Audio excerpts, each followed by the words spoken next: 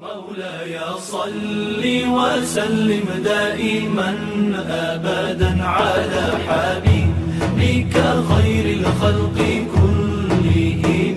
مولاي صل وسلم دائما أبدا على بسم الله الرحمن الرحيم.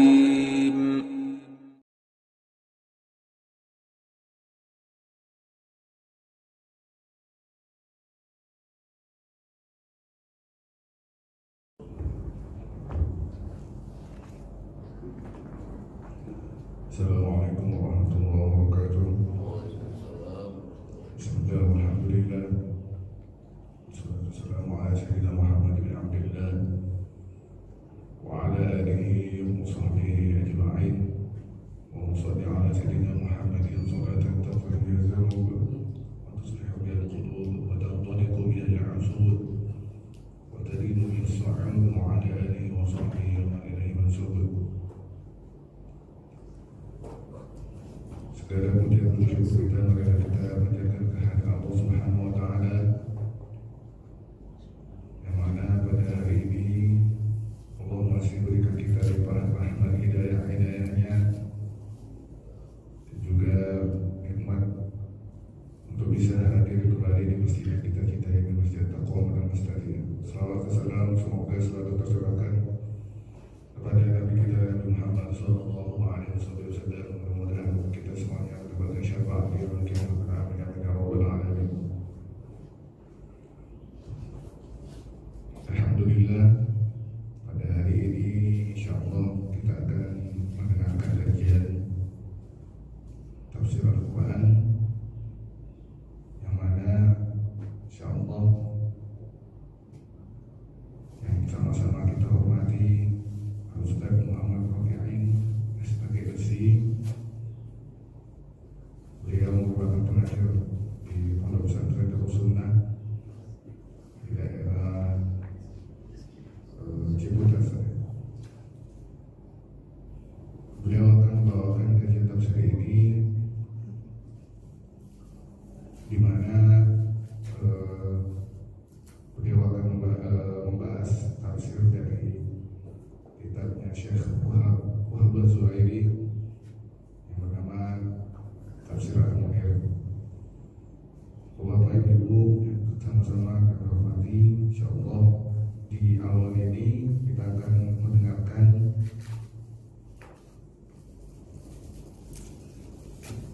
dari Tafsir Al-Munir ini, yaitu dari surah Al-Baqarah ayat 1 sampai 7. Insyaallah di ahad berikutnya, di ahad yang sama, di minggu keempat, insyaallah tafsir ini akan dilanjutkan ke ayat berikutnya. Amin amin ya rabbal alamin.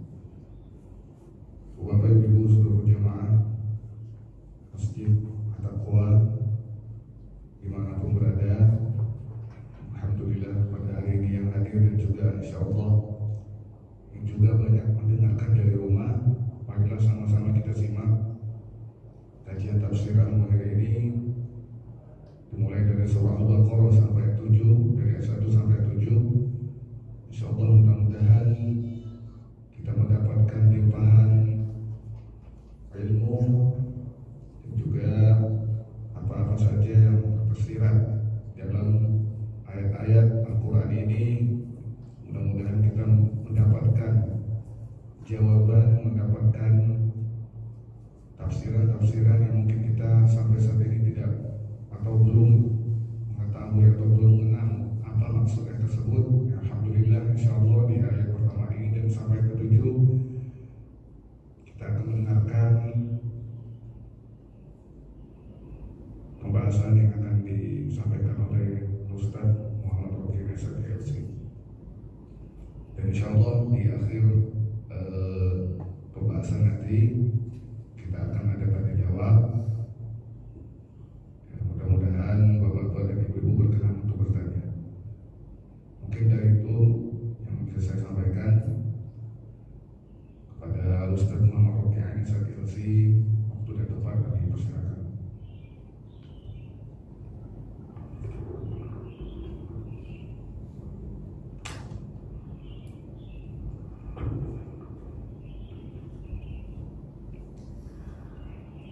Assalamualaikum warahmatullahi wabarakatuh.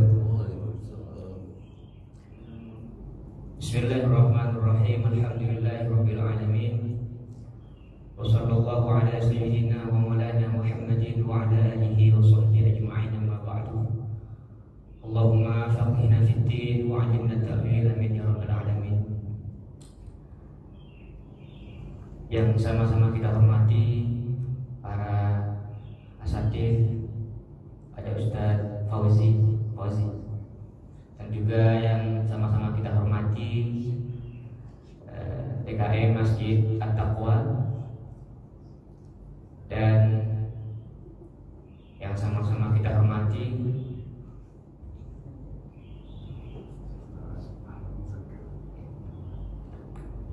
imam kita Ustadz Ahmad Muzakir yang telah membacakan ayat suci Al-Quran tadi dengan sangat merdu sekali, sampai saya menikmati tadi salat subuhnya. Bapak-bapak, ibu-ibu yang dirahmati Allah Subhanahu wa Ta'ala, puji syukur kehadirat Allah Subhanahu wa Ta'ala yang telah memberikan kita kesehatan, yang telah memberikan kita kesempatan pada pagi hari ini untuk duduk bersama dalam majelis ilmu. Diriwayatkan dalam sebuah hadis bahwa innal malaikata la tadau ajnihataha li talibil ilmi ridan bima yasna. Para malaikat membentangkan sayapnya kepada orang-orang yang mencari ilmu karena malaikat ridho dengan apa yang kita lakukan. Kita pada pagi hari ini dapat dua keutamaan insyaallah. Yang pertama keutamaan orang yang mencari ilmu, yang kedua keutamaan pagi. Rasulullah pernah bersabda, Allahumma barik li ummati fi bukuriha. Dan terjemahannya, semoga Allah memberikan keberkahan kepada umat-umatku yang beraktivitas di pagi hari. Jadi kita insya Allah mendapat dua keutamaan. Yang pertama waktunya utama, yang kedua adalah karena kita termasuk orang yang mencari ilmu. Sebelum kita mulai kajian, perkenalkan, nama saya Muhammad Robiin. Saya asli orang Madura, Pak. Tapi agak beda dengan Ustadz Salim. Ustadz Salim kulitnya so matang, kalau saya kelewat matang. Sama-sama orang Madura. Pamekasan, saya ketemu dua kali sama beliau. Pernah ketemu di acara maulid di rumahnya. Dan Madura itu pondoknya sama si satu keluarga, majlis keluarga dengan pondok saya. Kita ketemu cuma dua kali. Karena beliau orang besar dan banyak dikenal orang, dengan saya gampang dilupakan. Jadi sama-sama orang Madura tapi nasibnya berbeda. Kemarin Ustadz Fauzi memberikan amanah kepada saya untuk mengisi kajian tafsir diulang dari surah Al-Baqarah ayat pertama sampai ayat ke-7. Semoga kajiannya selesai. Karena ketika ngomongin tafsir Bapak, Al-Imam Fakhruddin Ar-Razi membahas satu kalimat saja, Alif Lam Mim, itu berhak berlebar-lebar. Alif Lam Mim saja. Jadi kalau dibahas semua satu ayat itu mungkin butuh waktu 2 pertemuan. Itu saking kayanya kajian Al-Quran. Makanya kemarin Ustadz Fauzi berpesan ke saya, ya kajian tafsirnya yang ringan-ringan saja. Surah yang akan kita kaji adalah surah Al-Baqarah. Dan ini merupakan salah satu surah yang merupakan surah yang paling panjang dalam Al-Quran. Jumlahnya ada 286 ayat. Surah Al-Baqarah ini punya sejarah yang sampai sekarang diabadikan dalam hadis. Dulu ada sahabat namanya Mu'ad bin Jabal. Ketika beliau ditunjuk menjadi imam, kemudian beliau baca surah Al-Baqarah yang kira-kira 2 juz setengah. Sedangkan makmumnya di belakang itu ada yang tua, ada yang kakek-kakek, ada yang nenek-nenek, ada yang punya kebutuhan hajat di rumahnya. Akhirnya setelah sholat makmumnya komplain ke Rasulullah, Karena yang membaca, yang imamnya kepanjangan baca surat, baca surat Al-Quran. Maka kemudian Mu'adz bin Jabal ditegur oleh Rasulullah, "Afattanun anta ya Mu'adz? Apakah engkau bikin fitnah wahai Mu'adz?" Ini pelajaran penting bagi kita, bahwa ketika kita dalam posisi menjadi pemimpin sholat, imam sholat, ataupun imam yang lainnya, harus bijaksana dan pintar membaca keadaan makmum. Kita di rumah sebagai orang tua, sebagai suami, itu harus pintar membaca keadaan anak istri, kondisi anak istri. Memang benar istri, anak itu wajib taat kepada orang tua. Tapi ketika kita mau nyuruh kepada istri, minta tolong ke istri, lihat dulu istri lagi capek apa enggak. Ini salah satu hikmah yang dapat kita petik dari pelajaran dari hadis Mu'adz bin Jabal. Surah Al-Baqarah diberikan nama Al-Baqarah kalau diterjemah sapi, seekor sapi. Ada Baqarun, ada Baqaratun. Kalau Baqarun berarti sapinya masih belum ditentukan, masih umum. Kalau Baqaratun artinya sapinya tertentu. Makanya surah ini diberikan nama surah Al-Baqarah karena di dalamnya dimuat cerita sapinya Bani Israil. Yang nanti akan kita bahas di insyaallah di ayat 60 berapa? 67.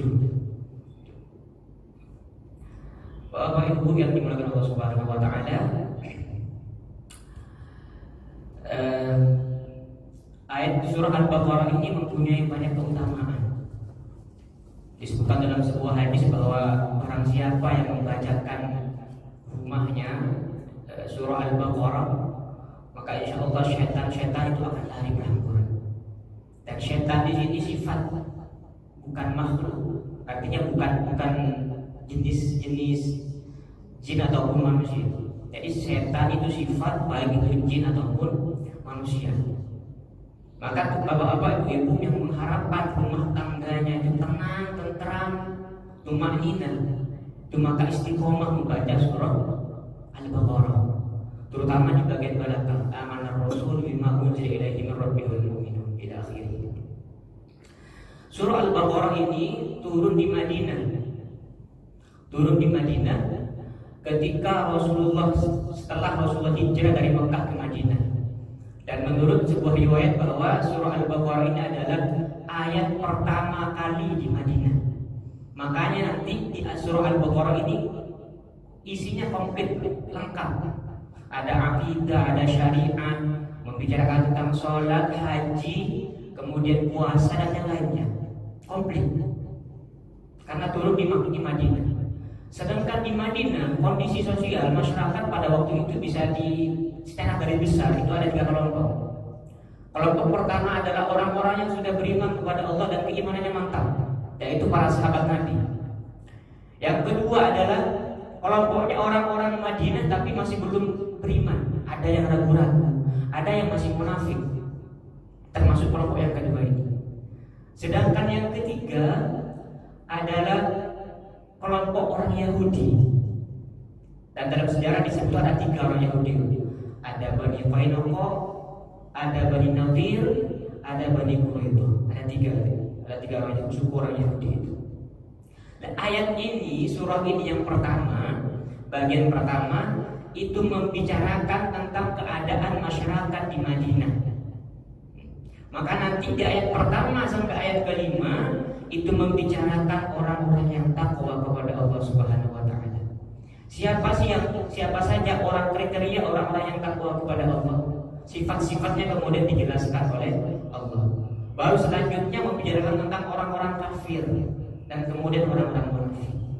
Jadi surah Al-Baqarah di bagian awal ini membicarakan tentang keadaan orang masyarakat Madinah pada waktu itu.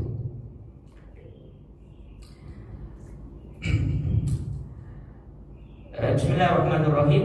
Mari kita mulai masuk ke kajian ayatnya. A'udzubillahi minasyaitonirrajim. Bismillahirrahmanirrahim.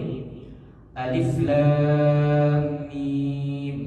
Dzalikal kitabu la raiba fihi hudan lil muttaqin alladzina yu'minuna bil ghaibi wa yuqimuna as-salata wa mimma razaqnahum yunfiqun. ayat pertama surah ini dimulai dengan alif lam mim. Kalau dalam ilmu tajwid ini dikenal dengan fawadihus suwar atau al-huruful muqatta'ah, huruf yang dipisah-pisah.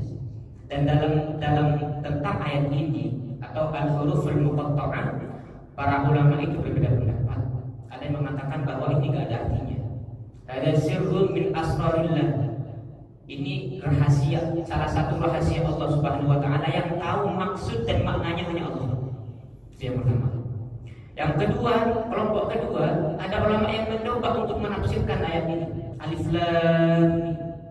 Kemudian ada yang menafsirkan alifnya Allah, lamnya malaikat Jibril yang mengatakan hamba al-abdu, sedangkan mimnya adalah Muhammad. Ada yang menafsirkan seperti itu. Kemudian dilanjutkan dengan ayat yang kedua, dzalikal kitabu la raiba fihi hudan lil muttaqin. Dan ini menjelaskan posisi ayat kedua ini menjelaskan posisi Al-Qur'an di dalam kehidupan umat manusia. Maka Al-Qur'an dijelaskan la raiba fihi, kitab yang di dalamnya tidak ada keraguan, kebenarannya terjamin karena datangnya dari Allah Subhanahu wa taala. Hudan lil muttaqin, sebagai petunjuk kepada orang-orang yang bertakwa. Pertanyaannya sekarang, apakah orang yang tidak bertakwa itu mendapatkan petunjuk dari Al-Qur'an? Kalau orang yang tidak bertakwa, dulu ada sahabat namanya Umar bin Khattab radhiyallahu anhu. Beliau masuk Islam gara-gara beliau mendengarkan bacaan Al-Quran yang dibacakan oleh saudarinya namanya Fatimah binti Khattab dan juga suaminya. Umar pada waktu itu masih belum masuk Islam. Kenapa di sini disebut orang-orang bertakwa saja? Di ayat lain disebutkan bahwa hudan linnas, bahwa Al-Quran menjadi petunjuk bagi semua manusia. Maka para ulama menafsirkan hudan di situ banyak maknanya, Pak. Ada hudan hidayah itu maknanya al-fitrah, al-hidayatul fitrah. Hidayah sifatnya fitrah. Contohnya kambing secara fitrah mendapatkan petunjuk dari Allah untuk makanannya makan rumput. Kalau di martabak nggak mau, Pak. Karena memang dari sononya memang mendapatkan petunjuk untuk memakan rumput. Jadi makannya rumput saja. Si martabak gak mau. Itu namanya hidayah sifatnya fitrah. Manusia makanannya nasi secara fitrah. Itu namanya hidayah. Kemudian yang kedua, ada hidayah maknanya al-irsyad atau al-bayan. Dan yang dimaksud dalam ayat ini adalah al-irsyad, adalah petunjuk atau penjelasan yang mengantarkan manusia ke dalam petunjuknya Allah Subhanahu wa taala. Jadi tidak semua orang yang membaca Al-Qur'an itu mendapatkan hidayah atau mendapat petunjuk. Hanya orang-orang yang muttaqin saja, orang-orang yang takwa saja. Maka banyak orang yang membaca Al-Qur'an tapi nilai-nilai Al-Qur'annya tidak bisa kita aplikasikan di dalam kehidupan sehari-hari. Baca Al-Qur'annya rajin, jalan terus tiap hari, tapi gosipnya 20 giga sehari. Berarti tidak termasuk orang yang muttaqi.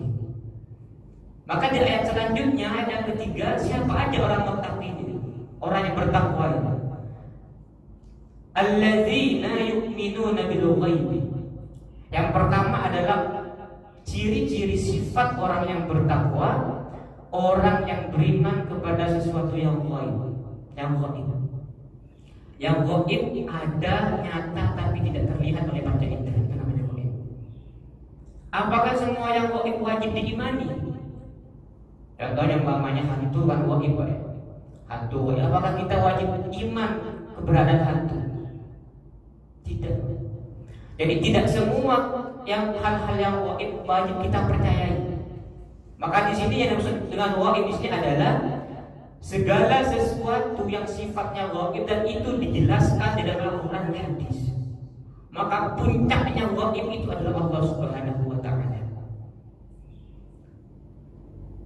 Salah satu termasuk yang ghaib adalah surga, neraka, kemudian hari kebangkitan. Itu nggak pernah kita tahu surga ada di mana. Kita nggak pernah tahu bagaimana alam barzakh itu. Tapi di dalam Al-Quran dan hadis disebutkan bahwa alam barzakh dan juga surga dan neraka itu dijelaskan. Dan itu ada di dalam Al-Quran dan hadis. Maka yang dimaksud bahwa itu adalah nikmat, segala sesuatu yang dijelaskan oleh Al-Quran dan hadis itu yang wajib diimani. Maka puncaknya adalah Allah Subhanahu wa Ta'ala. Puncak sesuatu yang wajib adalah Allah Subhanahu wa Ta'ala. Nah ini enggak mudah, Pak. Percaya terhadap sesuatu yang wajib enggak mudah. Enggak semua orang bisa percaya.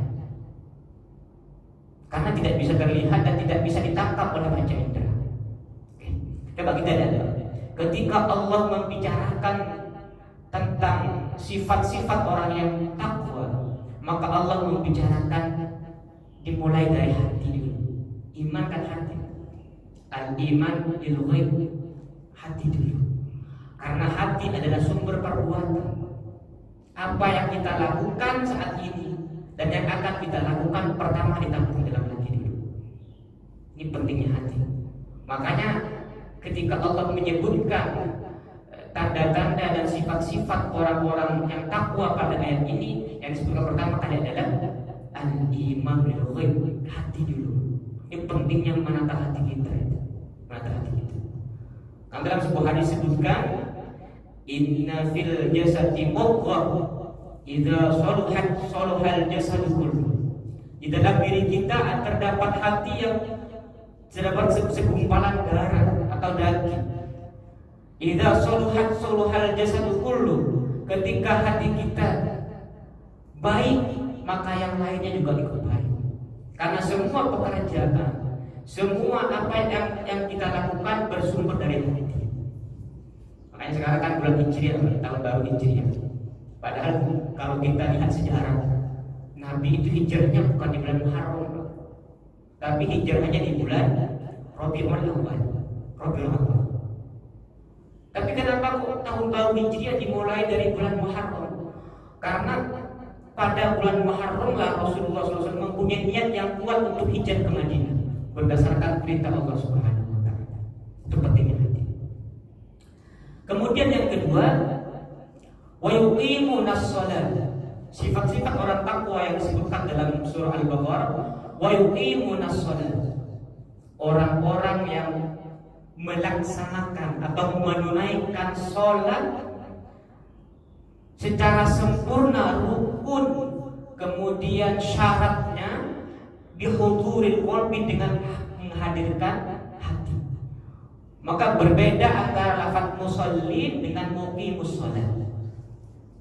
Dalam ayat surah Al-Ma'un, fawailul lil musallin. Dan kenapa di dalam ayat ini tidak menggunakan al-musallin tapi alladzina yuqimunas shalah? Karena muqimus shalah dengan musallin itu berbeda. Kalau muqimus shalah adalah orang-orang yang melaksanakan sholat secara zahir dan batin. Secara zahir melaksanakan sholat lengkap dengan rukun dan syaratnya. Syaratnya lengkap, rukunnya sempurna. Maka secara batin adalah menghadirkan hati kita, memfokuskan hati kita kepada Allah Subhanahu wa Ta'ala. Itu secara batin. Jadi muqimus shalah adalah melaksanakan sholat lengkap dengan syarat dan rukunnya serta hadirnya hati ketika kita sholat. Memfokuskan hati kepada Allah Subhanahu wa Ta'ala. Itu namanya yuqimunas shalah. Dan sholat berbeda dengan ibadah-ibadah yang lain. Kalau haji nggak mampu, nggak wajib, nggak mampu, nggak punya uang, nggak punya ongkos untuk pergi haji, nggak wajib, nggak usah nekat. Kalau usah nekat jalan kaki, pamit ke istrinya mau haji, ditanyain pakai apa mas, jalan kaki. Setengah bulan berikutnya telepon istri, alhamdulillah saya sudah mau nyampe, ada di jembatan laut itu Suramadu, masih jauh itu. Jadi haji kalau nggak mampu nggak wajib, puasa kalau nggak mampu nggak wajib. lagi sakit keras, nggak wajib. Nanti bayar fidyah, bayar kafar. Tapi kalau sholat, ini kewajibannya harga mati. Nggak mampu berdiri duduk, nggak mampu duduk, tidur miring, posisi miring, tidur dengan posisi miring. Nggak mampu, nggak mampu lagi, maka sesuai dengan kemampuan kita, lewat kekipan mata, lewat isyarat mata kita. Itu sholat. Artinya kewajiban sholat memang beda dengan kewajiban yang lainnya. Kewajiban dan sifatnya harga mati, nggak bisa ditawar. Selama nafas di kantong badan, maka kewajiban sholat terus akan membebani kita semua. Ini sholat. Dan itu luar biasa berat, paling ibadah yang paling berat adalah sholat. Makanya ketika dalam adzan itu ketika hayya 'alas shalah, maka jawabannya la haula wala quwwata illa billah. Karena memang sholat ini luar biasa beratnya. Berat.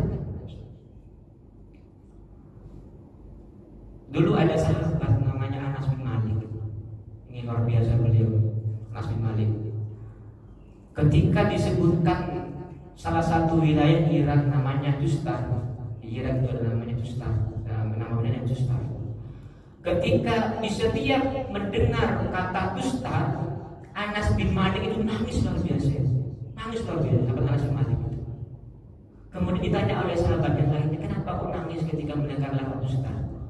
Oh, ternyata Anas bin Malik itu dulu ketika di Tustar, beliau pernah mengakhirkan sholat subuh sampai mau terbit matahari, padahal dalam kondisi berat. Tapi nangisnya nyesalnya luar biasa. Kenapa? Karena beliau tahu bagaimana keagungan dan keutamaan sholat, ibadah sholat itu. Itu sahabat Anas bin Malik. Nggak tahu kalau kita senyum-senyum aja, sholat subuh kesiangan senyum-senyum aja gitu. Cerita. Karena tingkat keimanannya berbeda. Itu sholat. Kemudian tadi yang pertama jadi orang takwa, alladzina yu'minuna bil ghaibi wa yuqimuna shalah. Yang kedua, menunaikan sholat dengan sempurna rukun dan syaratnya, serta menghadirkan kalbu atau hati dan memfokuskannya kepada Allah Subhanahu wa taala. Ada orang yang hanya bisa melaksanakan sholat tapi hatinya enggak sholat.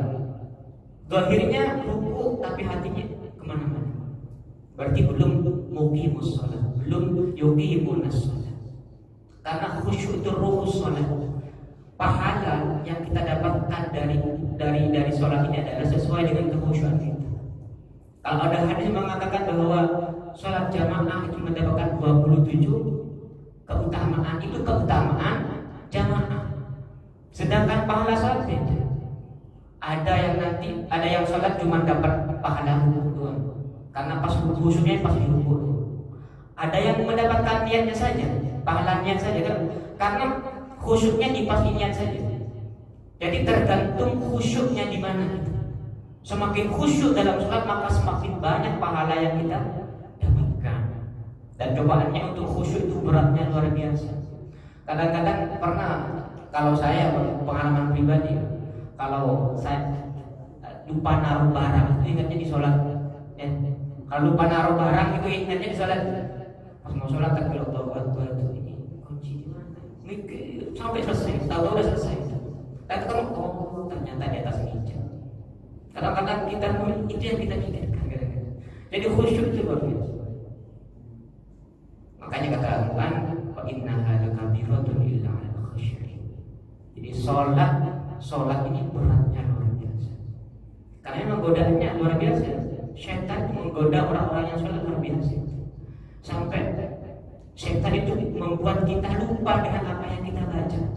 Yang ditampilkan, yang digambarkan dalam sholat kita adalah hal yang indah-indah, hal yang penting itu kadang yang kita pikirkan dalam sholat. Dan itu nikmat sekali itu dalam sholat.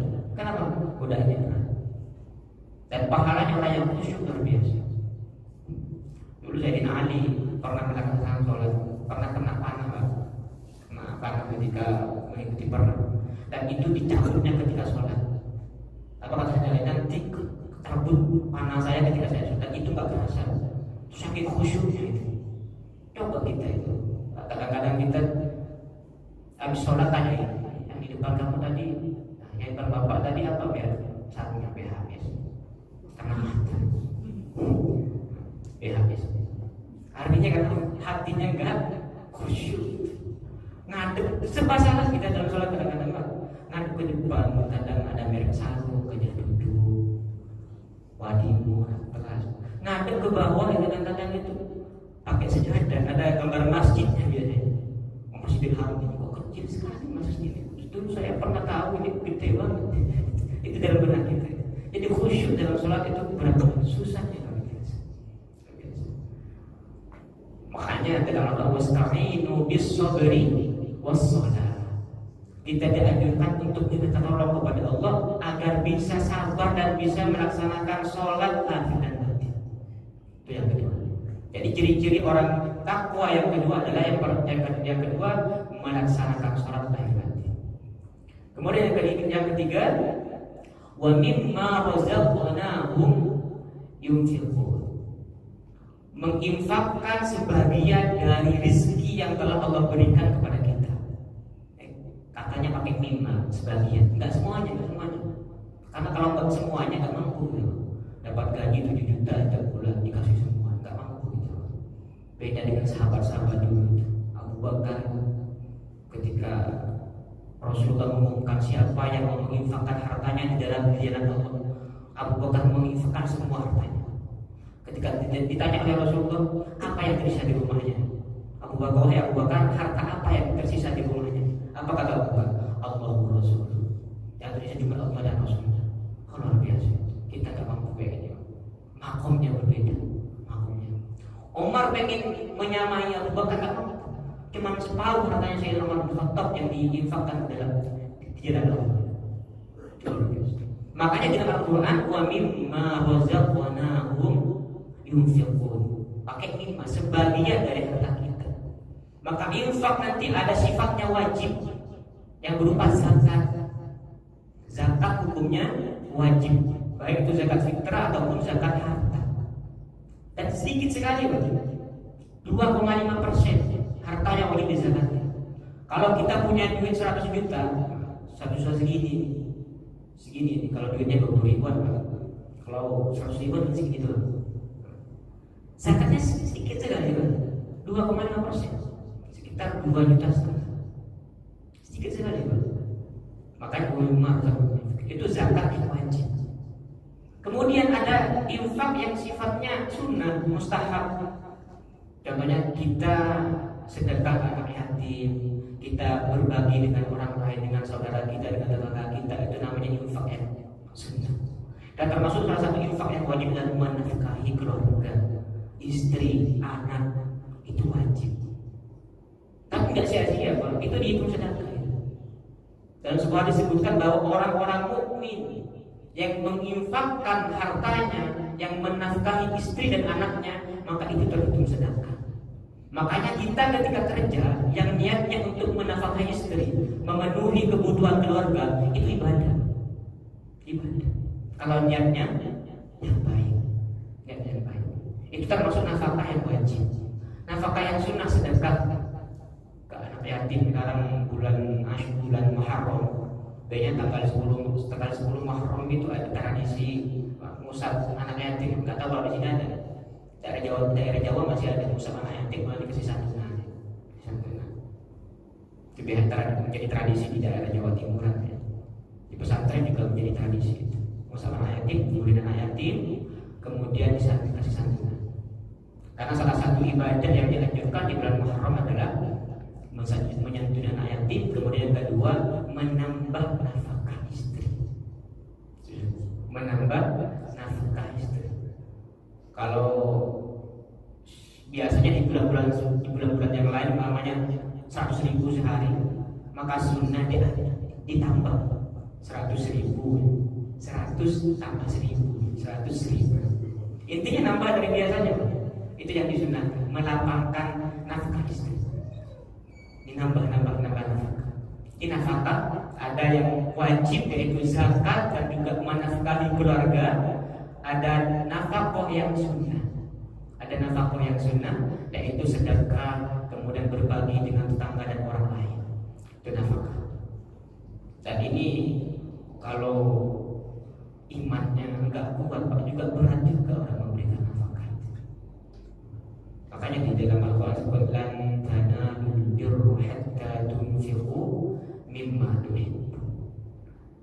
Lan tanalul birra, tidak akan mendapatkan kebaikan hatta tunfiqu mimma tuhibbun, sampai kalian itu menafkahkan dari apa-apa yang dicintai.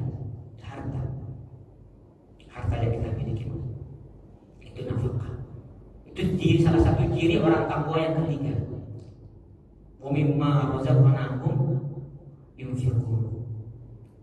Kemudian walladzina yu'minuna bima unzila ilaika.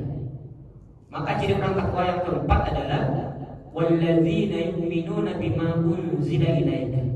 Itu orang-orang yang mengimani segala sesuatu yang diturunkan kepada engkau wahai Muhammad. Kita mengimani Al-Quran dan hadis, dan mengimaninya tidak pilih-pilih. Kadang-kadang kita pilih sunnah Nabi itu yang agak sesuai dengan selera kita. Poligami, teriak sunnah. Kalau poligami, giliran santunan anak yatim nggak ada suaranya. Pilih-pilih. Jadi Islam kafah artinya kita harus mengamalkan apa yang datangnya dari Allah dan Rasul secara kafah, secara keseluruhan. Pahit manisnya harus kita amalkan semampu kita. Faktu mastata'tu, semampu kita. Itu namanya walladzina yu'minuna bima unzila ilaika. Mengimani segala sesuatu yang diturunkan kepadamu wahai Muhammad. Kenapa kok ada ayat ini? Karena di Madinah ada orang Yahudi yang masih belum beriman, Ada orang-orang Madinah yang masih belum beriman. Sedangkan orang Yahudi itu mengetahui bahwa nanti di akhir zaman akan turun kitab Al-Quran, dan itu sudah dibicarakan dan disampaikan di kitab-kitab sebelumnya. Tapi orang-orang Yahudi nggak mengimani. Kenapa nggak mengimani? Nggak beriman kepada Rasulullah? Karena gengsi. Karena mereka punya keyakinan kolektif bahwa yang pantas dan keturunan suku yang paling mulia untuk mereka adalah orang-orang Bani Israil.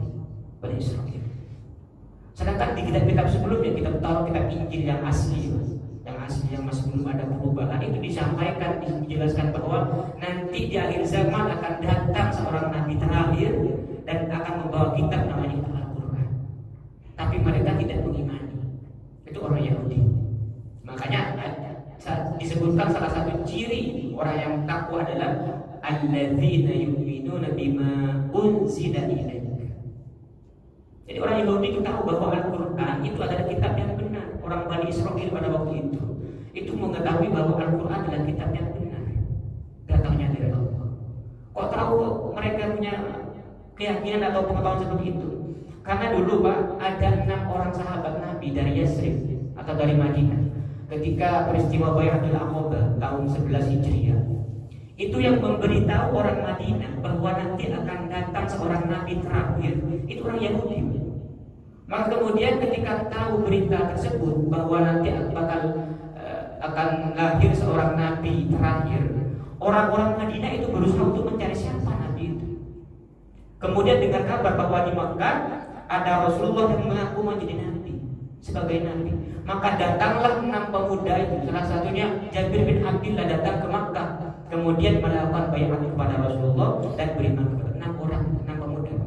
Salah satunya adalah Jabir bin Abdullah.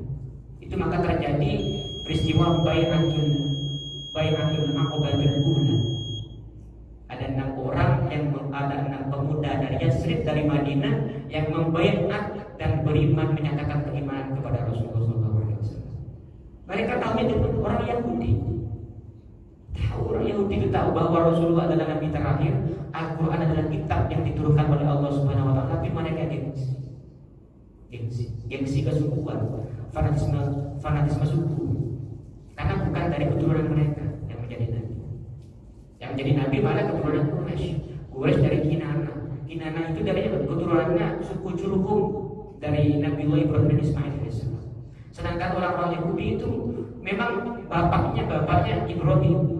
Kan Ibrahim punya anak dua, ada Ishak, kemudian ada Nabi Ismail. Sedangkan Rasulullah keturunan dari jalur Ismail.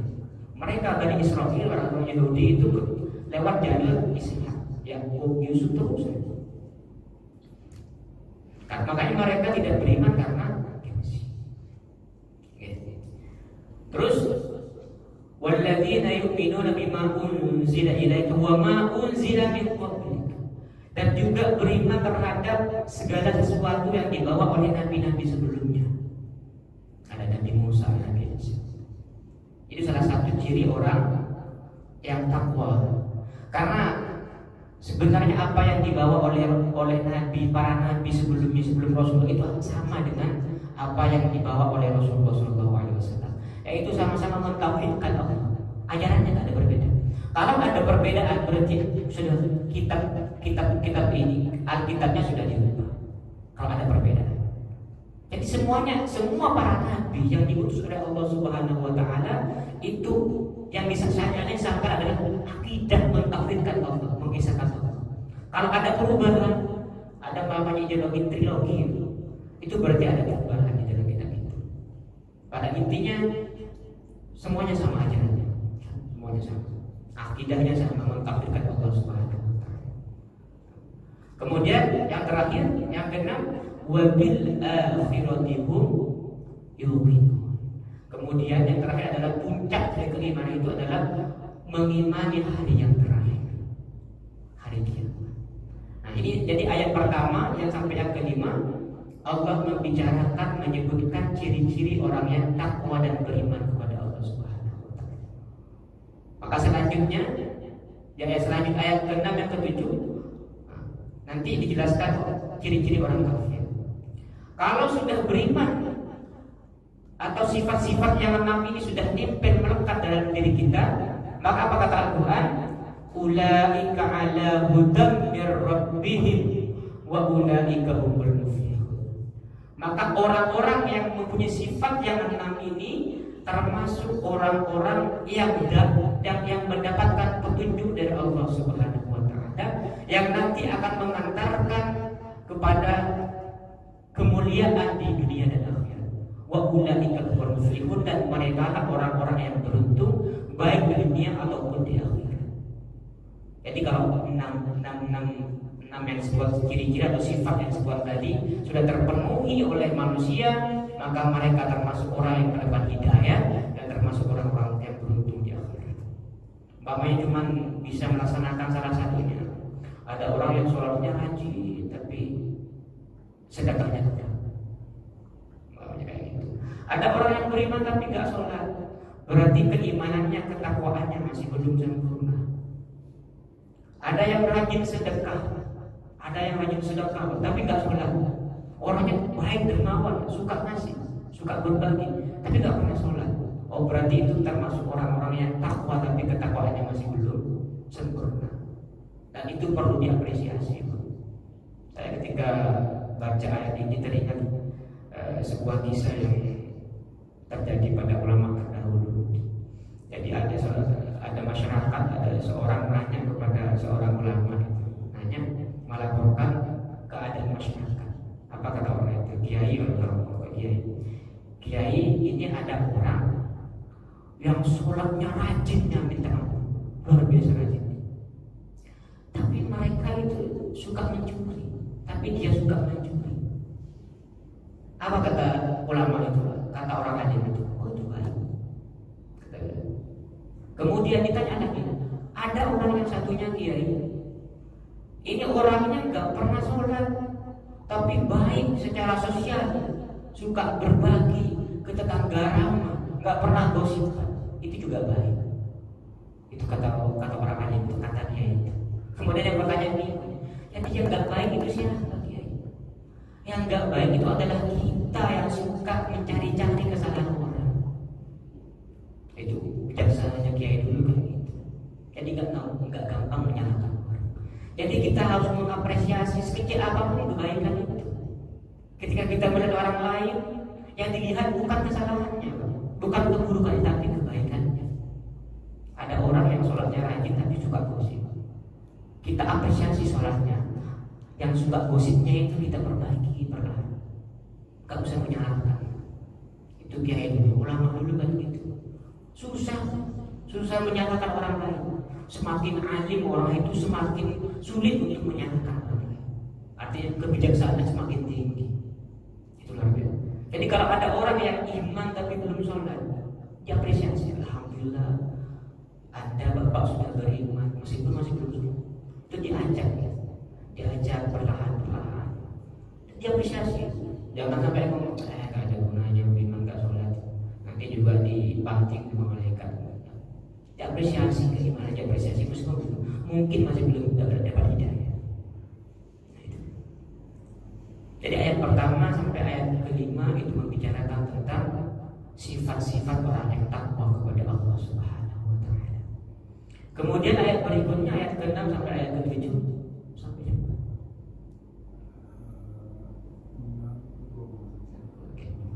Ini satu lagi ya. Ayat ke-6 yang ke-7 dan ke-7 itu membicarakan sifat-sifat orang kafir. Innal ladzina kafaru sawa'un 'alaihim a anzartahum am lam tunzirhum la yu'minun. Orang-orang kafir dikasih peringatan atau enggak dikasih peringatan tetap aja mereka tidak akan beriman. Wahai Muhammad, kata Allah. Kenapa? Namanya orang enggak mau. Bukan enggak tahu, enggak mau. Sama halnya dengan kita ada orang enggak doyan kambing. Dikasih bumbu apapun, dimasak apapun tetap enggak mau. Orang enggak doyan kambing, daging kambing. Sama dengan orang-orang kafir. Dikasih peringatan seperti apapun, karena mereka sudah enggak mau, maka mereka tidak akan beriman. Maka oleh karena itu khatamallahu ala qulubihim wa ala sam'ihim wa ala absarihim ghishawatun wa lahum 'adzabun. Maka mereka telinganya, hatinya ditutup oleh Allah Subhanahu wa taala dan nanti balasan dari mereka adalah siksa yang sangat pedih. Bayangkan siksa sangat pedih. Kalau kita baca ayat, kalau baca hadis ini siksa yang paling ringan.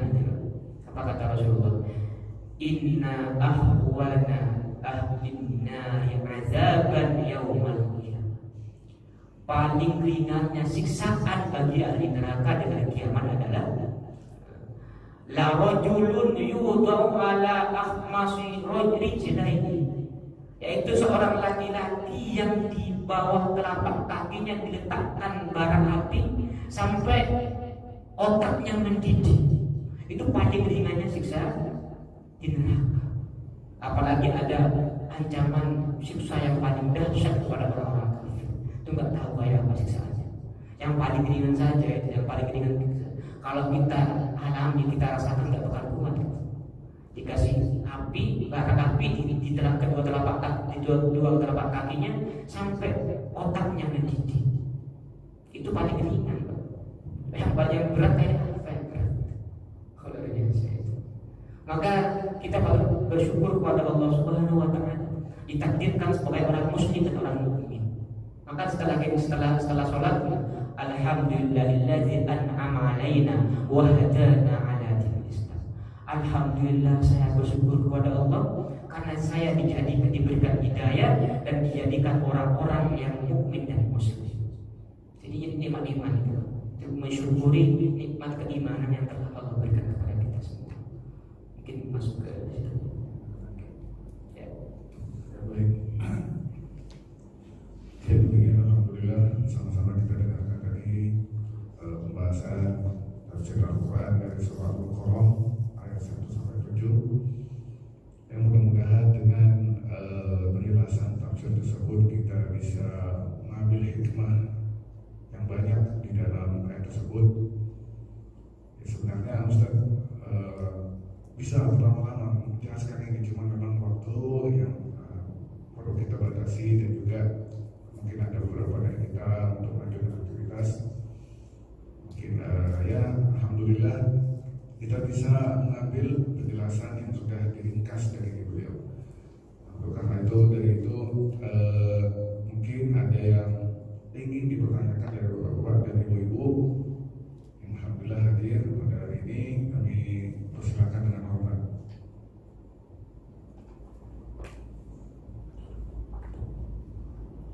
Silakan bapak-bapak, ibu-ibu kalau ada yang mau ditanyakan tentang ayat dan penjelasan yang telah saya sampaikan tadi.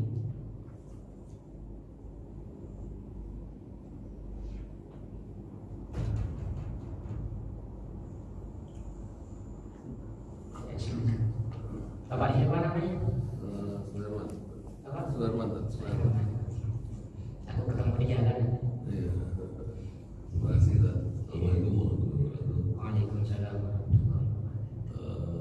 Saya pikir cukup jelas sebenarnya, penjelasannya cukup sistematis juga. Mungkin satu aja saya ingin nanya, penasaran. Seperti halnya dengan Al-Quran yang dijaga Allah kemurniannya, kenapa dalam kitab-kitab yang lain seperti Taurat dan Injil gitu kan, kenapa nggak dijaga kemurnian Allah gitu? Masih kalau itu mau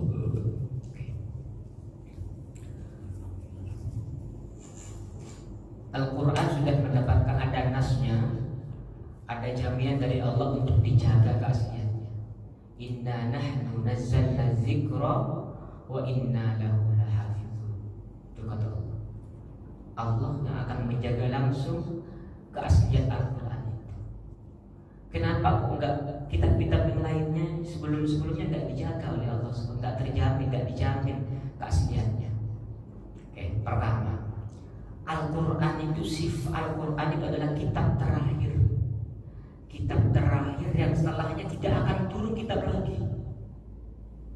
Maka kalau Al-Quran ini tidak dijamin keasliannya oleh Allah Subhanahu wa Ta'ala, maka nanti mulai dari Nabi Muhammad, dari itu masa sahabat sampai hari kiamat itu orang-orang bakal tersesat semuanya. Itu yang pertama, Al-Quran kitab terakhir. Yang kedua, Rasulullah itu diutus oleh Allah Subhanahu wa Ta'ala tidak untuk orang-orang suku-suku tertentu dan tidak untuk waktu-waktu tertentu. Sedangkan nabi-nabi yang lain itu diutus ke kaum-kaum tertentu, kemudian waktunya dibatasi. Waktunya dibatasi. Ada Nabi Musa yang diutus ke Bani Israil. Ada Nabi Hud dibatasi ke kaum-kaum tertentu. Nabi Isa juga kaumnya kaum tertentu dan waktunya dibatasi. Ada dibatasi oleh Nabi setelahnya. Kalau Rasulullah rahmatan lil alamin, semua orang itu menjadi umatnya Nabi Muhammad SAW. Makanya sebelumnya tidak dijamin keasliannya, kita sebelumnya tidak dijamin karena nanti ada Al-Quran yang akan memperbaiki. Kalau Al-Quran tidak dijamin, kita apa yang akan memperbaiki? Meskipun ada hadis namanya di akhir zaman bakal sebelum hari kiamat orang-orang tidak akan ada yang mengucapkan kalimat la ilaha illallah Muhammadur Rasulullah. Nanti ada Imam Mahdi dan Nabi Isa yang akan memperbaiki. Dan itu tetap syariat yang dibawa adalah melanjutkan syariatnya Rasulullah SAW. Makanya itu dijaga, dijamin. Karena Al-Quran kitab terakhir, enggak ada yang kitab yang akan memperbaiki. Sedangkan kitab-kitab sebelumnya, Zabur, Taurat, Injil, perjanjian lama atau perjanjian baru, nanti kalau ada penyelewengan yang membenarkan atau yang memperbaiki Al-Quran. Itu kira-kira Pak ya. Ya, kami persilakan kepada ada ibu-ibu yang bertanya.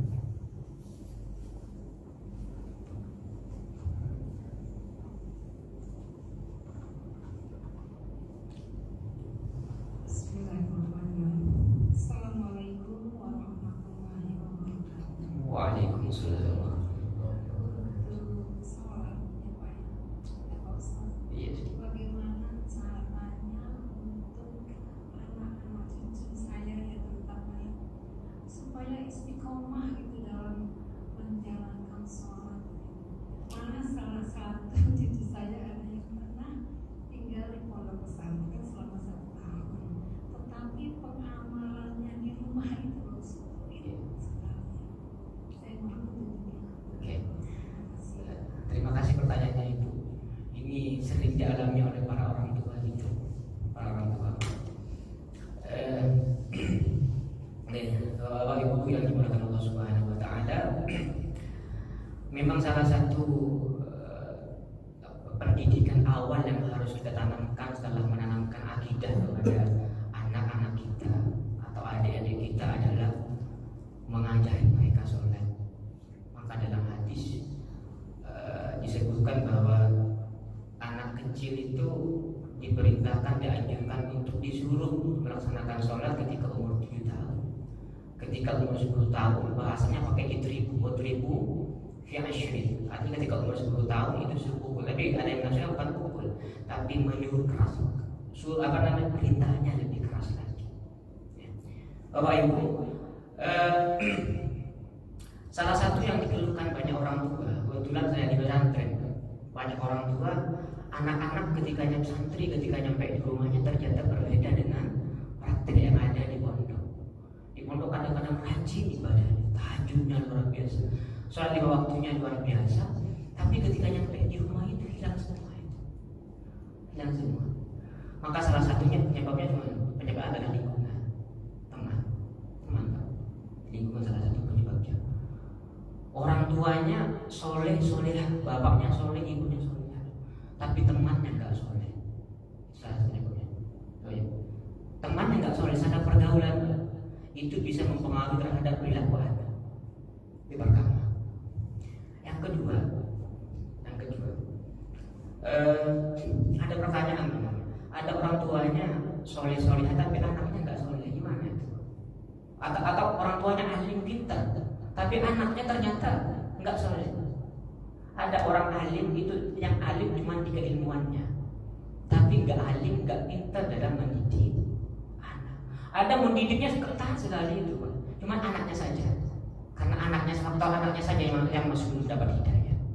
Maka jalan terakhir ketika kita sudah mendidik dengan baik, ketika sudah mendidik dengan maksimal, kita membimbing anak-anak kita secara maksimal. Kalau masih belum baik sholatnya, yang terakhir adalah doa. Dulu ada Umar bin Khattab masuk Islam ketika setelah didoakan oleh Rasulullah. Apa kata Rasulullah? Allahumma izzal Islam bi ahadir rajulaini Umar. Ya Allah, muliakanlah agama Islam dengan salah satu 2 orang pembesar Quraisy, salah satunya adalah Umar. Maka setelah doa itu Umar bin Khattab masuk Islam. Itu doa. Kemudian ada kasus lagi Imam Bukhari. Pernah dengar Imam Bukhari? Imam Bukhari ahli hadis.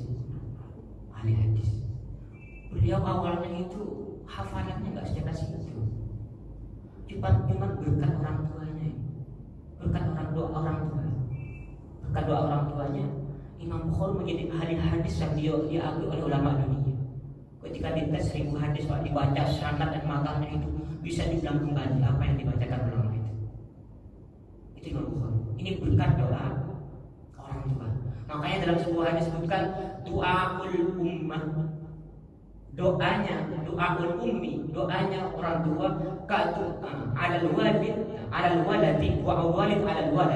doanya orang tua kepada anaknya, kadu'ain nabi li ummatihi, seperti halnya doanya Nabi kepada umatnya istijabah.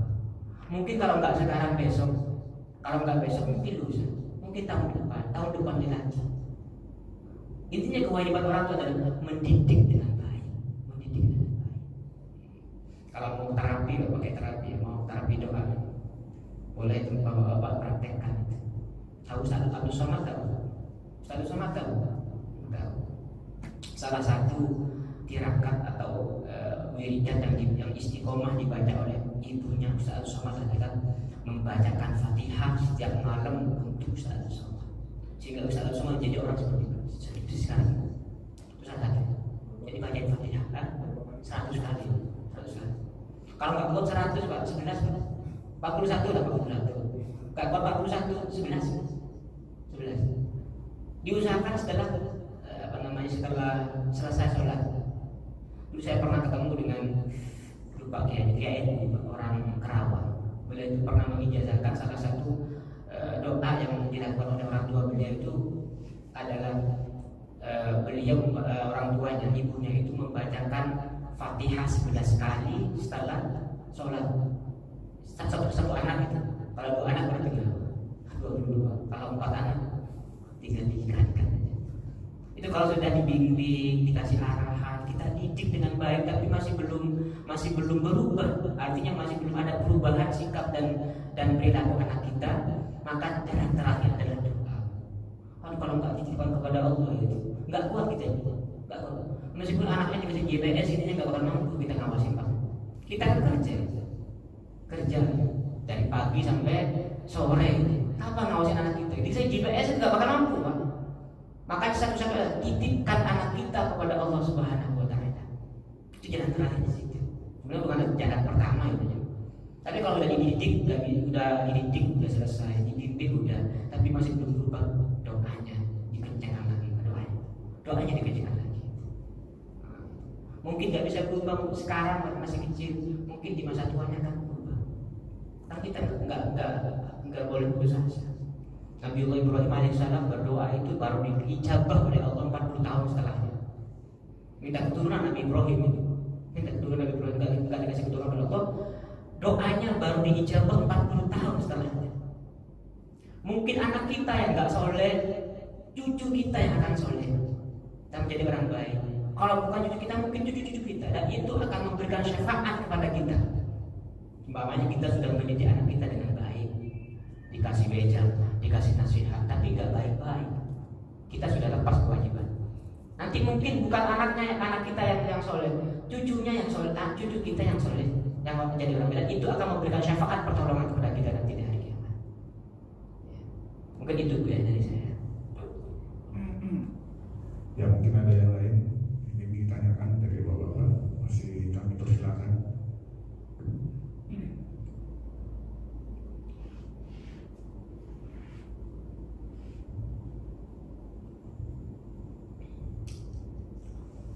Ada yang mau ditanyakan lagi Bapak Ibu?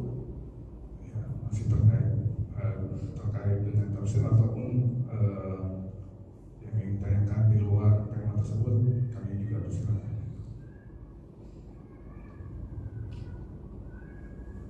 Oke, sambil menunggu pertanyaan yang lain Pak, saya tambahkan sedikit.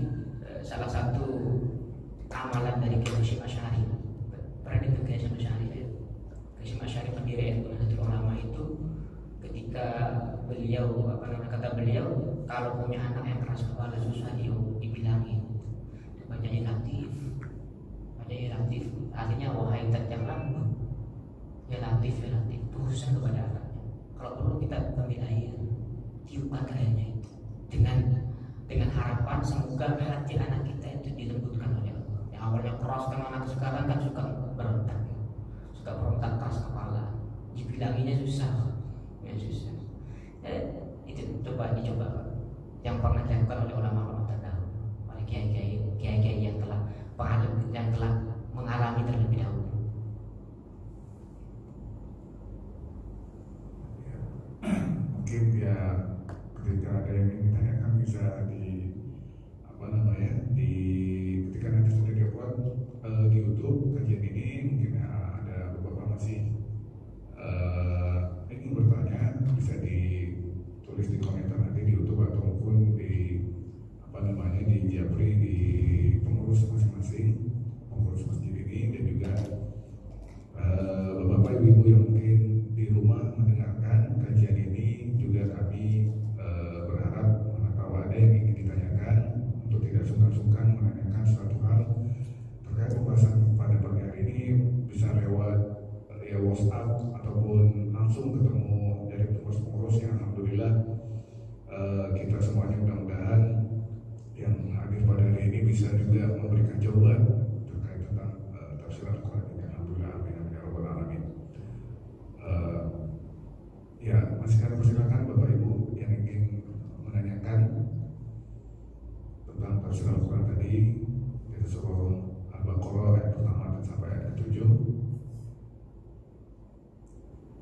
Mungkin saya ingin bertanya ya tadi ayat apa namanya yang berbunyi khatamallahu ala qulubihim wa ala sam'ihim wa ala absarihim. Kejadian ini mungkin ciri-cirinya orang tersebut dikatakan khatamallahu ala qulubihim wa ala sam'ihim, dan bagaimana agar supaya bisa menggunakan. Khatamallahu ala qulubihim wa ala sam'ihim wa ala absarihim bisyawatu wa lahum azabun azim. Allah menutup ala qulubihim, hati-hati mereka, wa ala sam'ihim, dan pendengaran mereka, wa ala absarihim, dan penglihatan mereka, bisyawatu wa lahum azab, dan benar-benar ditutup rapat. Ayat ini kan berbicara tentang orang-orang kafir yang susah untuk diberi peringatan oleh Rasulullah SAW. Apa sih ciri-cirinya orang yang mendapatkan khatamallahu ala qulubihim? Ini konteksnya orang kafir ya. Kalau kita adalah kita keras kepala, atau susah dinasihatin. Salah satu tandanya bahwa hati kita lagi keras, ketutup. Hati kita lagi ketutup oleh hijab bisa jadi dosa-dosa kita yang menutup hati kita adalah kita sulit sekali untuk menerima kata-kata hikmah dan nasihat. Salah satu ciri-cirinya kita sulit untuk menerima kata-kata hikmah dan juga nasihat, ilmu. Itu salah satu ciri-ciri orang yang hatinya tertutup. Maka cara melembutkannya gimana? Cara melembutkannya, pertama, salah satu obat yang dianjurkan oleh para ulama untuk melembutkan hati kita adalah sering-sering hadir ke majelis taklim, ke majelis ilmu. Mungkin sekarang tidak dapat hidayah, di pertemuan selanjutnya dapat hidayah. Mungkin saat ini hati kita masih keras, mungkin di minggu selanjutnya hati kita akan lembut. Itu salah satunya. Kemudian yang kedua, sering baca Quran.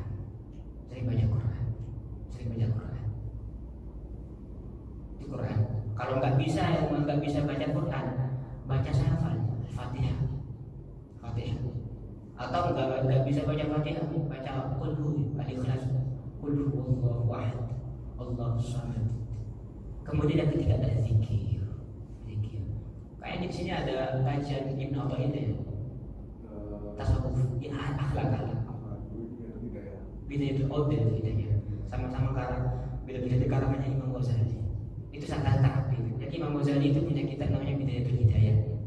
Beliau menulis bagaimana cara menata hati yang baik. Kalau hatinya keras gimana caranya? Salah satunya sering mendengarkan ilmu. Kita kan kadang-kadang nggak tahu dapat hidayah dari mana, Pak. Tapi dari mana nggak tahu kita itu. Kadang-kadang nonton video motivasi, kadang kita dapat hidayah. Kita nggak tahu.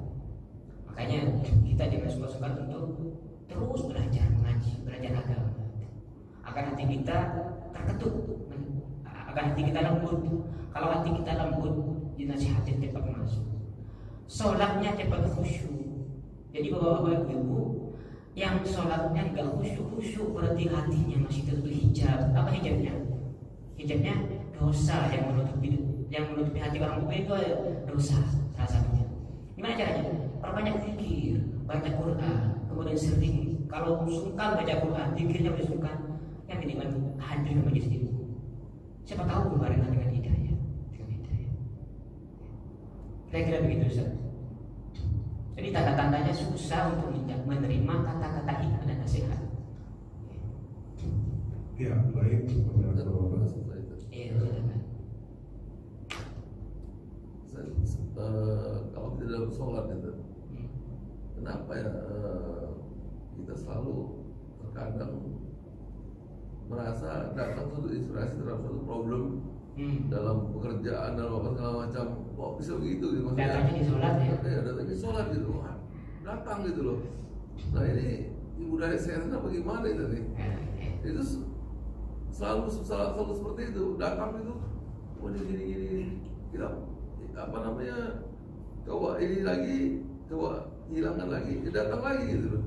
Nah itu gimana tadi? Inspirasi, itu suatu seperti inspirasi lah. Jadi maksudnya solusi yang memang urgent banget gitu, kritikal banget gitu. Kenapa gitu ya, seperti itu? Baik, terima kasih Pak pertanyaannya. Kadang-kadang yang datang dalam sholat itu hal yang baik-baik, yang positif, secara akal positif. Tapi kadang-kadang salah tempat. Itu setan gitu, tipu daya setan. Tipu daya setan itu yang indah-indah, yang baik-baik. Itu kan memikirkan solusi atau solusi dari sebuah permasalahan itu kan baik sebenarnya, ya. Tapi tempatnya, timingnya aja yang kurang baik di sholat. Seperti yang saya katakan tadi, itu tipu daya setan kayak gitu, Pak. Itu udah setan. Mungkin nanti perlu di ini Mas, ya bidaya itu bagus sih kajiannya Mas.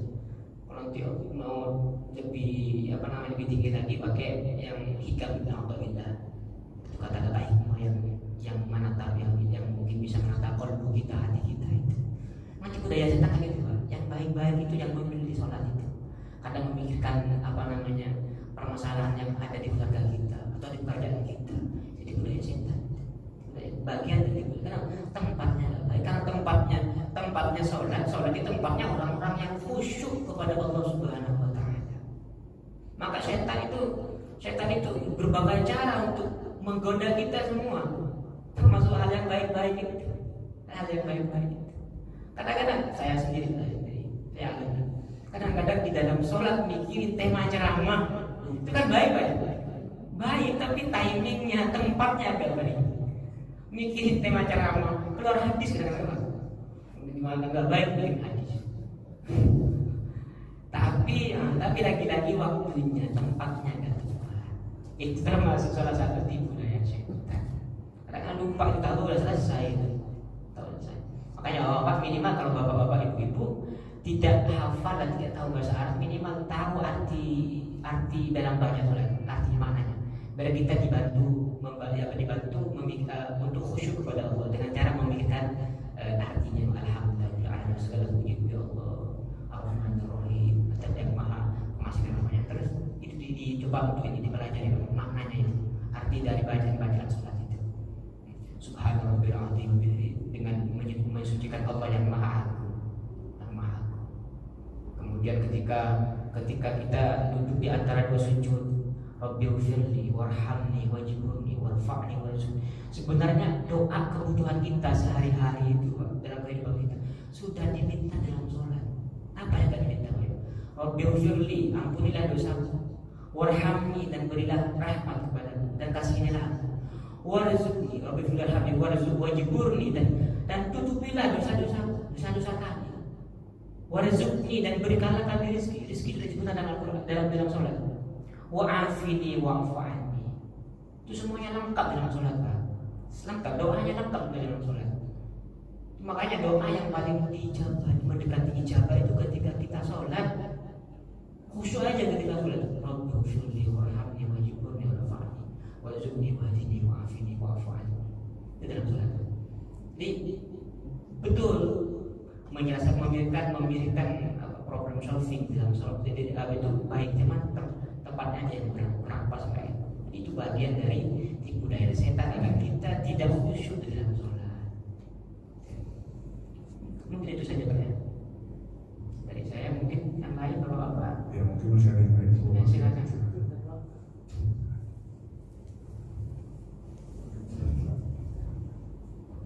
Assalamualaikum warahmatullahi wabarakatuh. Waalaikumsalam. Nah, dalam hal sholat, dalam hal kekhusyukan ini, kan kita sering seperti yang Pak Haji tadi sampaikan, di dalam sholat itu sendiri kita boleh nggak, misalnya kita terlintas saja, terus kita beristighfar di situ. Itu aja sih, masih. Kalau terlintas kemudian kita istighfarnya dalam hati. Asalkan dalam sholat dengan memakai kata-kata kaf atau yang sifatnya mukhatab, memakai kamu. Jadi kalau astagfirullah masih boleh. Yang Yang nggak boleh astagfirullah kalau khotob. Doa dalam sholat boleh, boleh. Nggak apa-apa itu. Segera kalau itu tidak astagfirullah. Itu proses Pak ya. Proses kita udah sadar berarti kita lagi ditipu daya, kena tipu daya setan. Itu nggak apa-apa. Kalau udah di dalam hatinya saja istighfar astagfirullah. Intinya kita sudah sadar bahwa kita itu lagi nggak khusyuk, udah nggak khusyuk ditanya. Karena kita karena inti dari sholat adalah mengingat Allah. Kalau bapak nggak tahu arti baca dalam sholat, tinggal niat Allah dan mati Allah. Intinya Allah aja Allah aja. Kalau nggak tahu arti dari bacaan sholat itu, ya silakan istighfar. Berproses Pak ya, berproses. Saya juga mengalami perjalanan spiritual yang panjang juga. Dulu di pondok saya mengalami anak muda kayak gitu kan, masih labil, kemudian suka berpetualang. Saya juga gitu dulu Pak. Saya dulu waktu mondok, ini nggak baik kalau ditiru ya. Saya pernah nggak sholat 3 hari. Itu terus menerus itu 3 hari. Saya cuma pengen tahu. Dulu saya suka zikir juga. Saya pengen tahu gimana apa sih manfaat sholat ke dalam diri kita. 3 hari itu kuda banget, gabutnya banget. Oh ternyata itu ya. Salah satu efek atau pengaruh positif sholat terhadap ke dalam kehidupan kita sehari-hari. Makanya dalam Al-Quran, inna sholata tanha 'anil fahsya'i wal munkar. Kalau sholat kita masih belum bisa tentang anil fahsya, bisa mengendalikan kita dari dosa dan maksiat, berarti ada masalah dalam kita. Sholat yang tanpa anil fahsya wal munkar, yang bisa mengendalikan diri kita dari perbuatan maksiat adalah sholat yang khusyuk, yang sholat yang batin tadi. Zahirnya kita penuhi syarat dan rukunnya, batinnya kita khusyuk. Nah itu yang tanha anil fahsya wal munkar. Maka kalau ada orang yang sholat tapi setelah itu masih rajin gosip, rajin mengambil hak-hak orang lain, rajin korupsi, berarti sholatnya bermasalah. Meskipun udah sholat, udah sholat, tapi sudah lahir batinnya, sholat lahir batin. Mungkin itu saja Pak ya. Ya baik. Masih ada Pak? Atau Bapak atau Ibu yang ingin ditanyakan? Ya, karena waktu sudah terlihat mengarah ke jam 7, maka untuk kajian kali ini, kajian subuh ini kita akhiri, dan saya mohon maaf mungkin pada saat Ustaz datang ke sini saya tidak menyambutnya. Saya mohon maaf karena mungkin lagi kurang enak badan, jadi saya mohon maaf. Dan juga saya tetap berdoa kepada Allah, ya Allah, berikanlah kami Ustaz yang bisa membimbing kami ke sini, ya Allah. Saya terus berdoa dan alhamdulillah mungkin doa-doa bapak-bapak dan ibu juga semuanya sama dengan saya. Alhamdulillah kita pada sampai hari ini sudah melaksanakan kajian dari ahad pertama, kedua, dan ketiga, dan keempat dengan masing-masing dengan porsi yang berbeda, dengan pembahasan yang berbeda, dan juga kajian-kajian tersebut mudah-mudahan menjadikan kita semuanya bisa terus menimba ilmu dan juga mendekatkan diri kepada Allah Subhanahu wa taala. Amin amin ya rabbal alamin. Dan juga kepada bapak-bapak dan ibu-ibu, kami mengucapkan terima kasih, dan juga para pendengar yang dimanapun berada. Ya, kalau ibarat kalau di radio itu ya pendengar dimanapun berada, ya walaupun memang belum ada radio, tapi mudah-mudahan dengan suara yang alhamdulillah bisa radiusnya bisa sampai. Saya pernah Pak coba sengaja gitu ya, maghrib saya coba ke sana Pak, dekat rumah Pak. Alhamdulillah kedengaran suara ini Ustaz Musakir gitu. Saya dengerin, masya Allah, Ustaz Musakir sampai ke sini. Saya mau coba ke Lego, cuman nanti saya nggak ikut kemana gitu. Jadi saya balik lagi gitu. Alhamdulillah suaranya kembali. Alhamdulillah masih kita ini diberikan Allah kemuliaan, dan juga mudah-mudahan kita semuanya yang hadir ikut dimuliakan oleh Allah Subhanahu wa taala berkat ustaz-ustaz yang berkenan hadir. Dan juga kami ucapkan ahlan wa sahlan kepada Ustaz Muhammad Rabi'ain. Beliau pada hari ini menyempatkan diri untuk bisa hadir di masjid yang sama-sama kami cintai ini, untuk berupaya keras bagaimana kita semuanya bisa mendapatkan hikmah dari agama ini, dan mudah-mudahan juga kita bisa terus ikhlas mendapatkan hidayahnya Allah Subhanahu wa taala. Amin amin ya rabbal alamin. Dan kami mewakili mungkin Ustaz belum kenal yang tadi Bapak yang sebelah sana, Ketua DKM Masjid At-Taqwa. Alhamdulillah, mudah-mudahan Ustaz kami doakan diberikan Allah kesehatan walafiat, diberikan kembali bisa untuk hadir di masjid ini di minggu keempat untuk bisa melanjutkan kajian tafsir selanjutnya. Dan juga mudah-mudahan kita doakan semuanya bapak-bapak yang dan ibu-ibu, seluruh kaum muslimin yang ada di perumahan dan lestari ini, mudah-mudahan di ahad-ahad berikutnya bisa hadir, juga memudahkan langkahnya untuk bisa ikut di kegiatan-kegiatan program yang sudah dilaksanakan di Masjid At-Taqwa ini. Mungkin dari itu yang bisa saya sampaikan. Mohon maaf apabila ada salah kata. Assalamualaikum warahmatullahi wabarakatuh.